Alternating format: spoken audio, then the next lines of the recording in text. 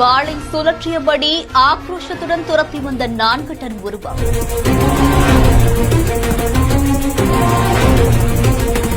திடீரென சாலையில் துரத்தியதால் பரபரப்பு.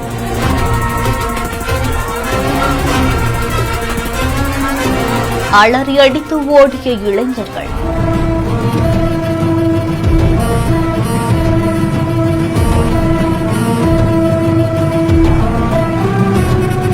வடக்கஞ்சேரி பகுதியை சேர்ந்த சுகுணனும் அவருடைய நண்பருமான சொல்விகர் 2 பேருமே நெல்லியம்பதிக்கு சுற்றுலா பயணத்துக்காக போயிருக்காங்க.